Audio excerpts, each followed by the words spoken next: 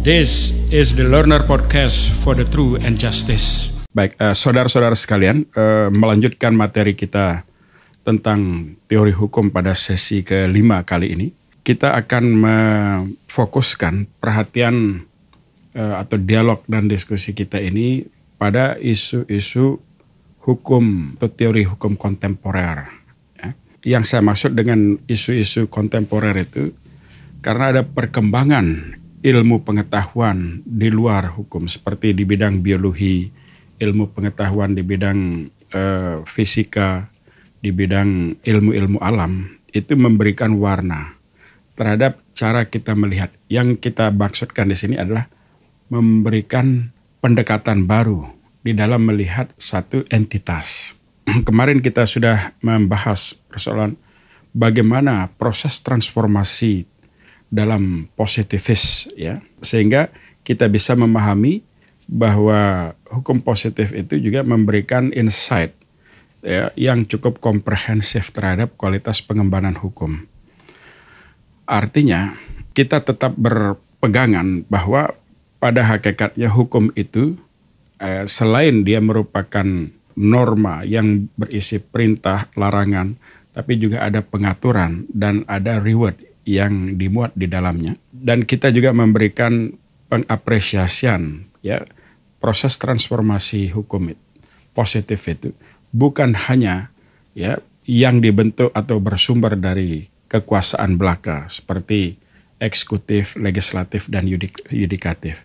Tetapi sumber dari hukum itu juga bisa bersumber dari masyarakat melalui kebiasaan-kebiasaan yang dilakukan secara berulang-ulang dan terus-menerus, ya, sehingga menjadi sebuah rules, ya, dalam sistem sosial tadi, ya, melekatkan sanksi juga di dalamnya dan memiliki efektivitas keberlakuan di dalam masyarakat lokal itu sendiri atau komunitas yang mendukungnya. Nah, itu juga bagian dari hukum positif. Artinya di sini hukum positif itu memberikan pengakuan bukan hanya, ya, terhadap sumber-sumber hukum yang berasal dari otoritas yang berkuasa saja, tapi juga dari masyarakat sepanjang itu diakui oleh komunitasnya tadi dan memiliki efektivitas keberlakuan. Selain itu, kemarin sedikit mengulas bahwa validitas hukum itu juga harusnya disandarkan pada nilai. Artinya hukum positif itu memberikan ruang terhadap value, ya, di dalam keberlakuan hukum itu. Ya, misalnya saya mengambilkan contoh nilai-nilai kebenaran, nilai-nilai kebaikan yang harus melekat di dalam keberlakuan dari sebuah norma. Sehingga kita melihat bahwa hukum itu hanya bisa atau dianggap memiliki validitas keberlakuan itu apabila divalidasi oleh nilai yang lebih kuat, yang ada value yang melekat di dalamnya, ya, value tentang kebaikan. Jadi kebaikan itulah yang meletakkan kewajiban moral kepada kita untuk mewujudkan norma tadi atau norma yang diatur di dalam hukum positif tadi atau hukum yang berlaku tadi. Nah, selain itu, selain ada norma, juga ada nilai, ya, nilai yang melekat di dalam norma itu, ini menjadi prasyarat dasar dalam keberlakuan hukum tadi. Prasyarat substantif. Ya, begitu juga dalam pandangan Lon Fuller, ya, yang memberikan pembenaran bahwa pada dasarnya nilai-nilai moral itu harus melekat di dalam hukum positif yang berlaku. Nah, ini terus bertransformasi. Tapi kalau kita melihat sebetulnya perdebatan substantif di dalam teori-teori hukum klasik itu berkisar antara persoalan value dengan norma tadi. Nah, kalau dalam pandangan saya seharusnya tidak lagi perlu diperdebatkan. Justru harusnya value itu melekat di dalam norma tadi untuk menjadi dasar keberlakuan dari sebuah norms tadi. Sehingga konsekuensi logis dari pemahaman itu bahwa hukum atau aturan-aturan yang tidak melekatkan nilai menjadi invalid. ya tidak memiliki dasar keberlakuan lagi secara substantif tadi.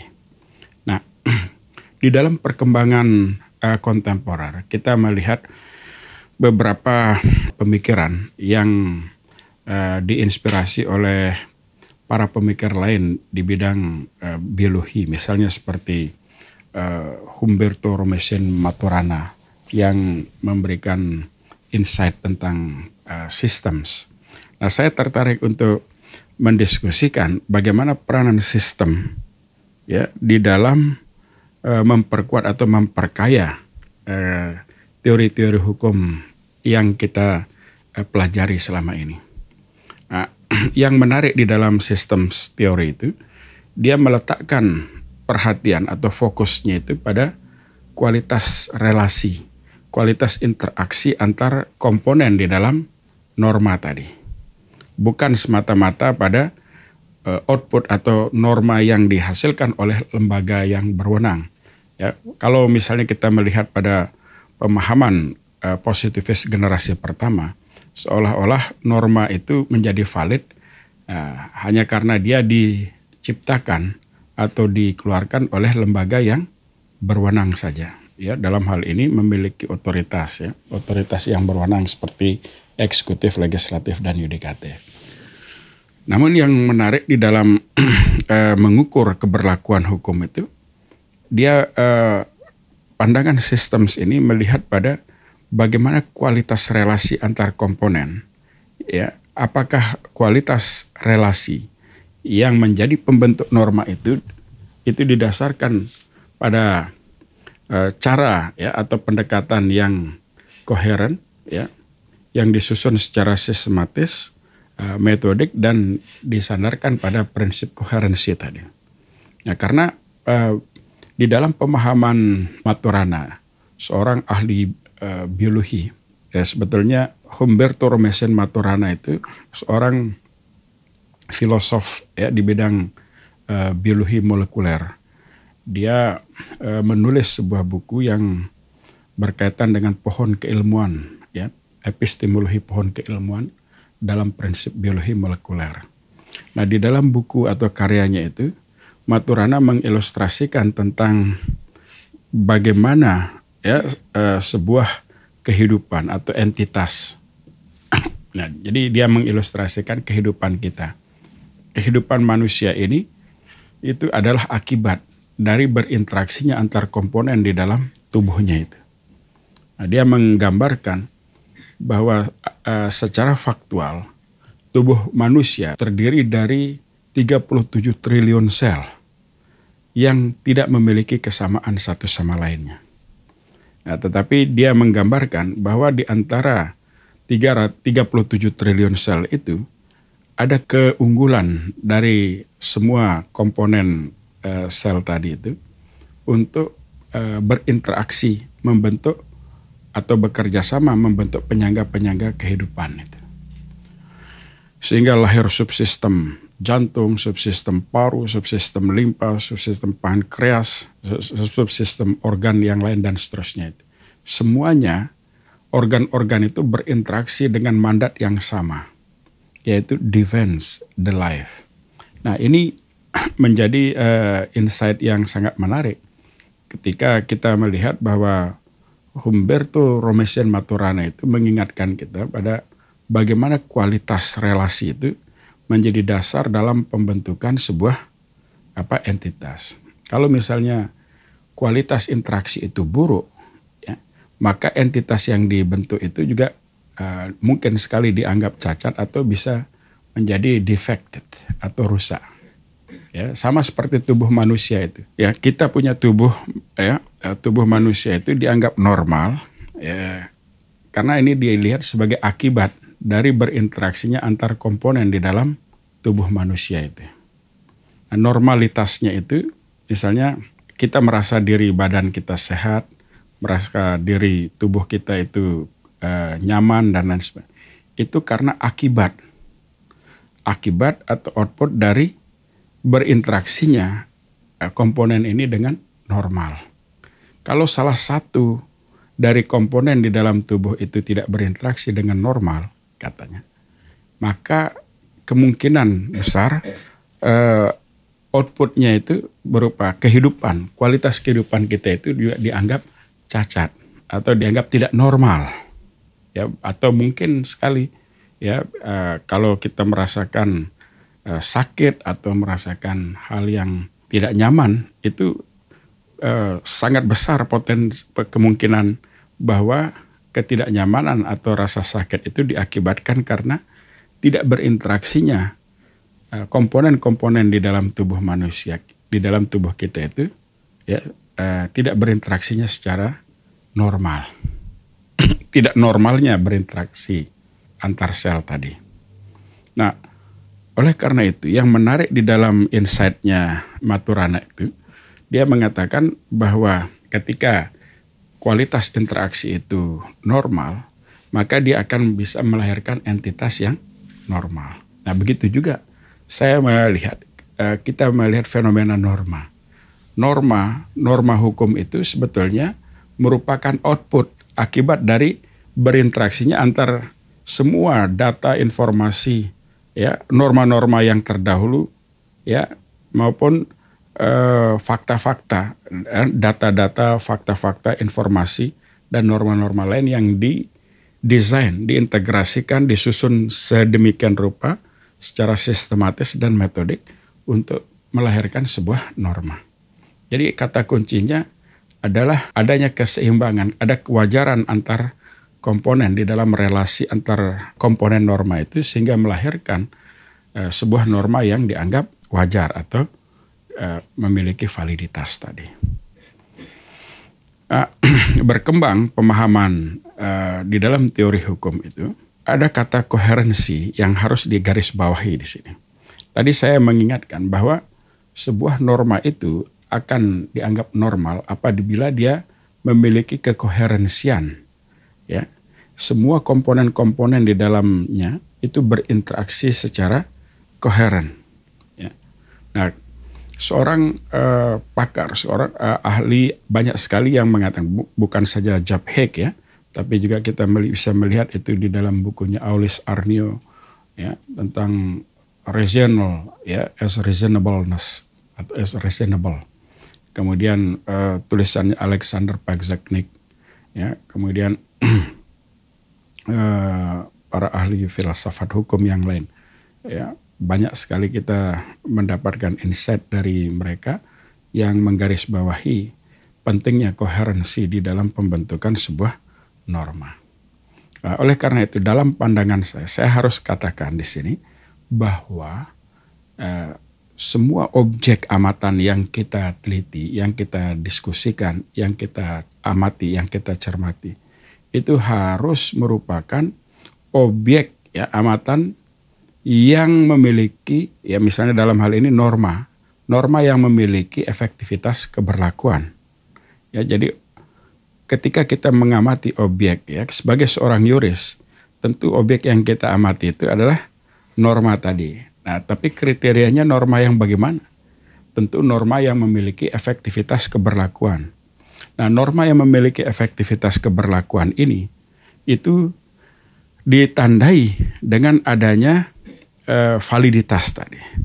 Ya, validitas itu ditandai dengan adanya satu karakteristik tunggal dari sebuah norma tadi.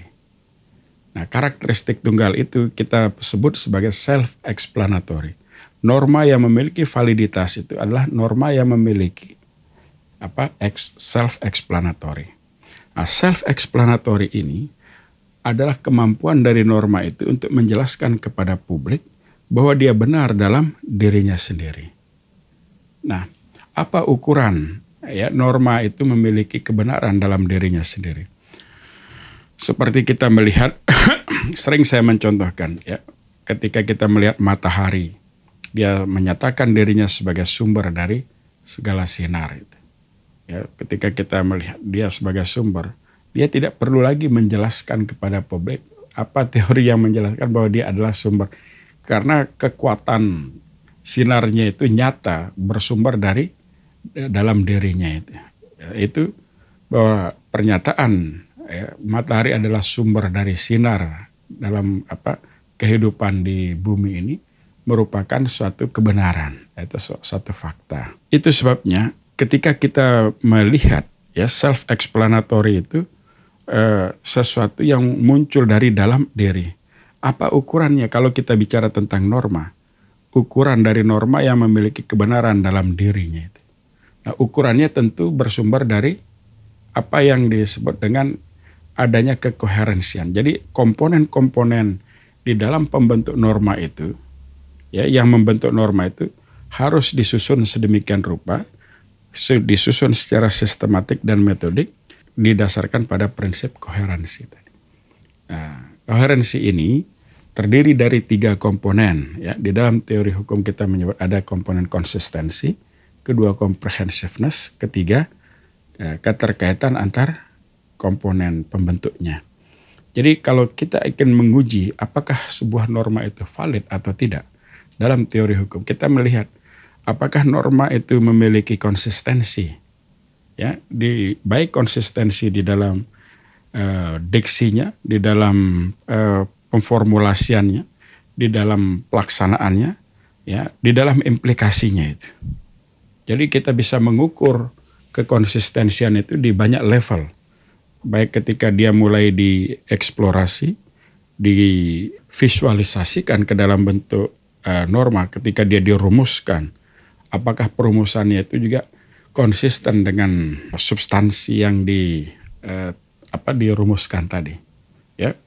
Norma yang dirumuskan itu harus benar di dalam proses pemformulasiannya, benar di dalam proses pengeksplorasiannya, benar dalam proses pemformulasian, benar di dalam proses pelaksanaannya, pemberlakuannya itu dan pelaksanaannya, dan benar di dalam melihat implikasinya. Implikasi itu adalah konsekuensi dari pelaksanaan norma tadi. Nah, ini adalah isu-isu yang perlu digarisbawahi.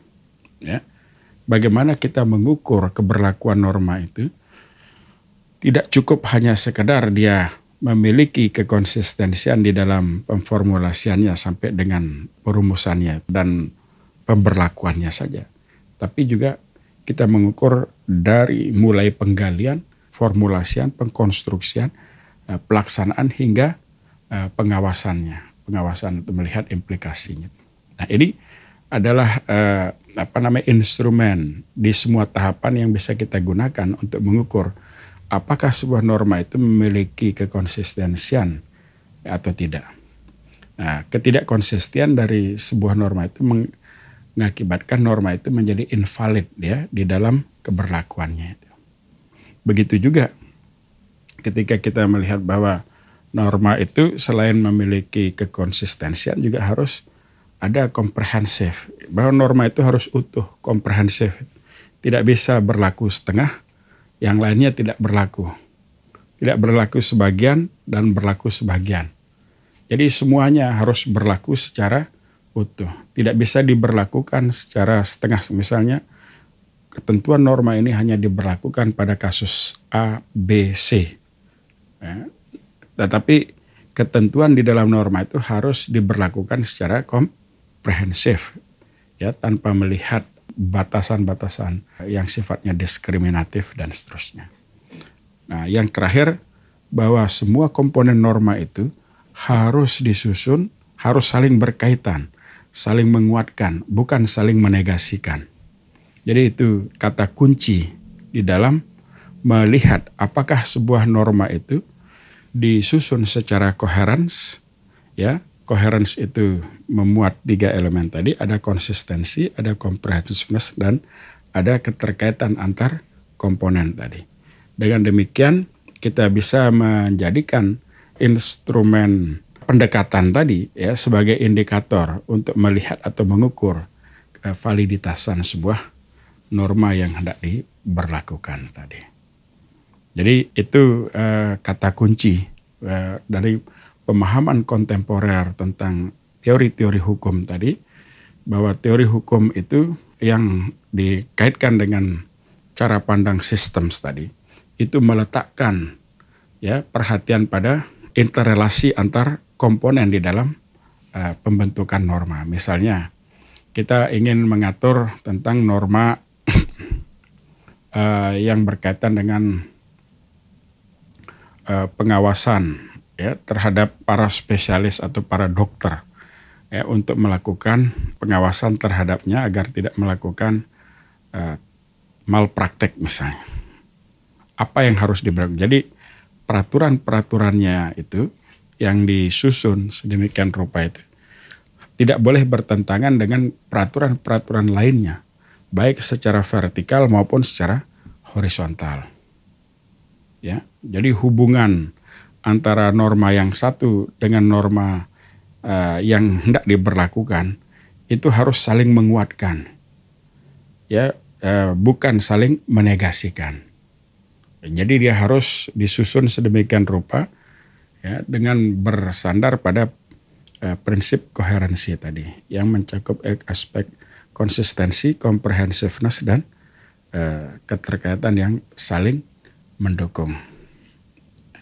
Nah ini sebagai suatu gambaran atau ilustrasi betapa pentingnya kita melakukan pengujian. Misalnya setiap kebijakan yang dibuat oleh pemerintah ketika melahirkan peraturan-peraturan itu harus diuji, ya, harus dicek, bisa dicek gitu.